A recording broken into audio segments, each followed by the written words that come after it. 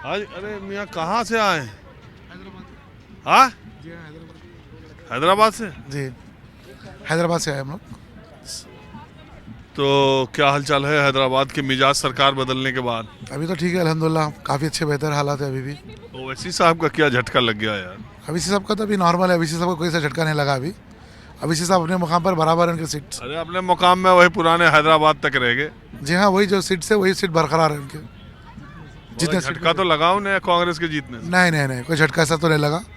अभी MP election है अनकरीब, उसको मालूम पड़ेगा इंशाल्लाह।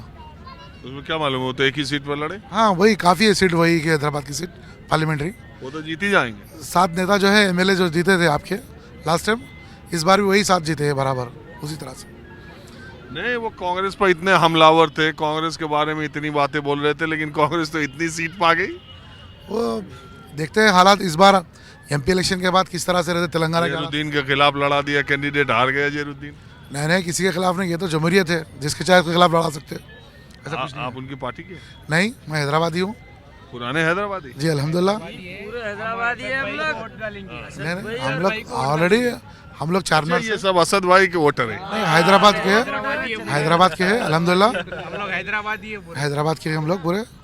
और कोई एमआईएम को कोई फर्क नहीं पड़ा, किसी को एमआईएम को कोई किसी को फर्क नहीं पड़ा ना, अभी सबको फर्क पड़ा।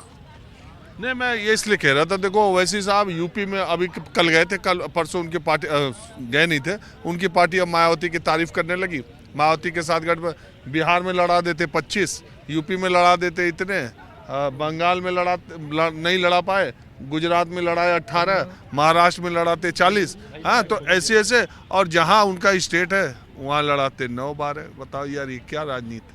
देखिए इस तरह से है, और वो काबिल है, काफ़ी बैरिस्टर है, उनको काफ़ी बेहतर मालूम है तेलंगाना के बारे में, उस बारे में हालत से जिस तरह से उन्हें कॉन्टेस्ट कराते हैं अपने कैंडिडेट्स को, ये काफ़ी बेहतर जानते हैं।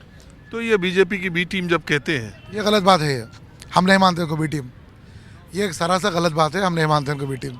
आपने तो पहले ही घोषित कर दिया कि आप लोग उनके वोटर हैं। ये तो हम लोग हैदराबादी है। हम पहले सबसे पहले हैदराबाद के हैं, और हमको बी टीम नहीं मानते हम, क्योंकि हम हैदराबाद के प्योर, हम हैदराबादी है। ये कांग्रेस के और ये बीजेपी वगैरह जो भी चीज़ है, ये सब का एक एजेंडा है, ये सब अपने अपने बात बोलते हैं काफ़ी। अच्छा, ये राम मंदिर का मामला जो है, ये बड़ा प्राण प्रतिष्ठा का, नॉर्थ इंडिया में तो इसका बहुत चर्चा चल रहा है, साउथ इंडिया में क्या है? अभी नॉर्मल, ऐसा कोई चर्चा नहीं है। जो सुप्रीम कोर्ट का जजमेंट आया उसके खिलाफ भी हम कभी गए नहीं, कभी इस बारे में बात नहीं करें हम। जो सुप्रीम कोर्ट का जो फैसला है उसको हम कबूल करें, हैदराबाद हो चाहे इंडिया, ऑल ओवर इंडिया के मुसलमान उसको कबूल करें। नहीं, वो तो कबूल करे, जैसे वहाँ उसके हिंदुओं में या और लोगों में इसकी चर्चा है कि इसका बहुत फर्क इलेक्शंस में पड़ेगा या कोई चीज़? नहीं नहीं नहीं, मैं जहाँ तक समझता हूँ इसमें बारे में कोई फ़र्क नहीं पड़ेगा इलेक्शंस में, इस बारे में कोई फ़र्क नहीं पड़ेगा। आप नेता हैं? जी नहीं साहब, मैं एक वोटर हूँ, मैं एक सोशल वर्कर ही करता हूँ। नेता है ना ये? नहीं नहीं साहब। अच्छा चलिए, आप लोग घूमिए, मैं तो ऐसे घूमते फिरते। आप कहाँ से? मैं बिहार से हूँ, आपका ज़बरदस्त फ़ैन हूँ। अरे भाई, आपको देखा, बहुत दिल पसंद हो गया बस। अरे बहुत शुक्रिया। जैसे भी हम राह चलते लोगों से मिलते रहते। बिल्कुल, मतलब उनसे- मेरा दिल्ली आना सफल हो गया कि आपसे मुलाकात हो गया, और क्या सर। अरे बहुत शुक्रिया। तो अरे मैं देखो जनता की राय लेता हूँ। बिल्कुल। कोई एक मुद्दा होता है, मैं सोचता हूँ जनता इस पर क्या सोच रही है। जैसे राम मंदिर है, अभी प्राण प्रतिष्ठा का कार्यक्रम है, पूरा ढोल मजीरा हरि कीर्तन अखंड रामायण की तैयारी है, पूरे उत्तर प्रदेश में तैयारी है।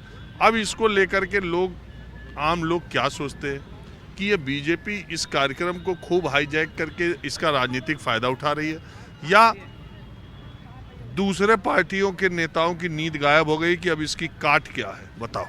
नहीं, ऐसा तो कुछ नहीं है, ये सुप्रीम कोर्ट का जजमेंट था और बहुत अच्छा जजमेंट है, और हम लोग को हिंदू मुस्लिम एक मिल के रहना है, और जो हो रहा है सही हो रहा है। और ये कांग्रेस पार्टी या कुछ विरोधी दलों की पार्टियों को न्योता दिया गया था कि आप भी आइए, उन्होंने मना कर दिया, उन्होंने कहा भैया आप इसमें राजनीति कर रहे हैं, हम ना आएंगे। इसको आप कैसा मानते हैं? नहीं, सबको जाना चाहिए, एक मतलब अच्छी चीज़ हो रही है, सबको जाना चाहिए, मेरे हिसाब से सारे दल को जाना चाहिए। चलिए ठीक है। अब थोड़ा मैं दूसरी तरफ चलता हूँ। आप लोग कहाँ से आए? महाराष्ट्र से, नागपुर। हाँ, नागपुर। आप नागपुर। आप नागपुर से आ रहे हैं। अरे सब नागपुर, क्या फैमिली है? हाँ, यस फैमिली। पूरी फैमिली? पूरा फैमिली। अच्छा, तो पहले आप मुझे ये बताइए, महाराष्ट्र से आए हैं, कल महाराष्ट्र के स्पीकर का फैसला पता है आपको? यस, शिंदे जी की तरफ दिया है, पर वो गलत हुआ है ये मेरे को लगता है, क्योंकि मतलब स्पीकर का फैसला है कि असली शिवसेना एकनाथ शिंदे की है। आम जनता, आम लोग महाराष्ट्र के क्या सोचते हैं? असली शिवसेना तो उद्धव बाला साहब ठाकरे की है, ये मेरे को लगता है। कैसे, जब उनके पास सब विधायक हैं, एमपी तो उधर है।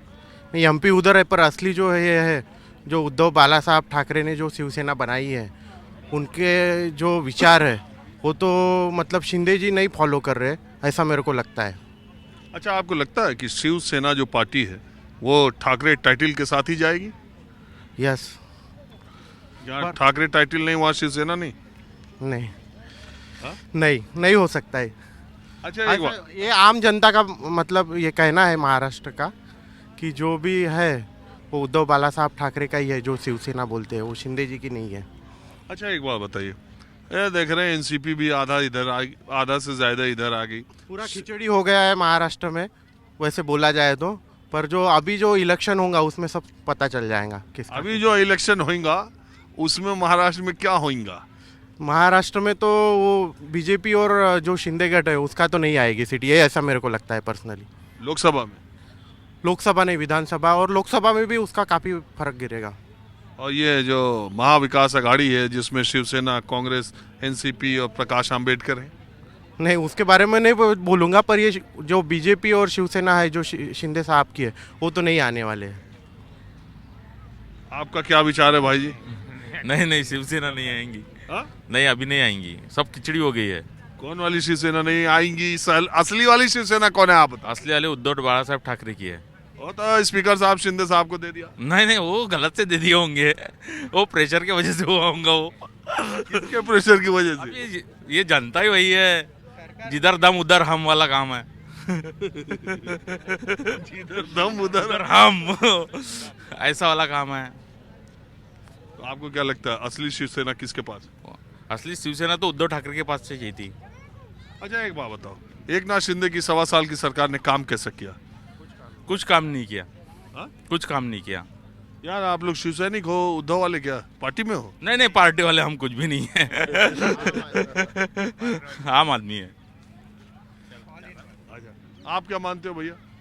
मैं मानता हूँ कि उद्धव ठाकरे की ही शिवसेना असली शिवसेना है, क्योंकि वो एकनाथ खड़से से तो ऐसे ही पार्टी बना दी, सरकार मिल गई तो।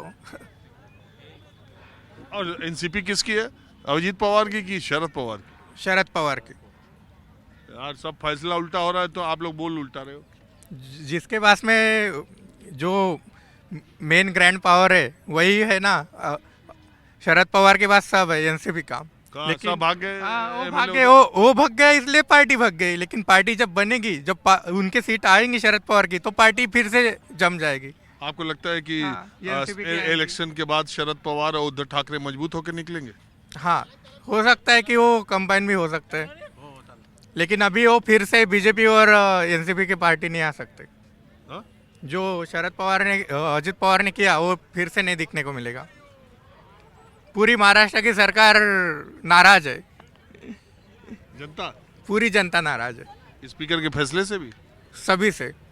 अभी तो देख रहे हैं ना, जो ट्रांसपोर्ट वाला जो कानून लागू किया उससे भी सब नाराज है, सब फार्मर नाराज है, सब चीज़ से त्रस्त है हर एक पर्सन।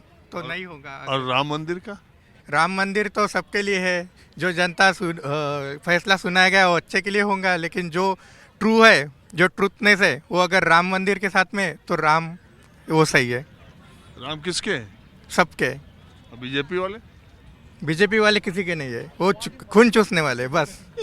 चलो मिलते। चलिए अब मैं दूसरी तरफ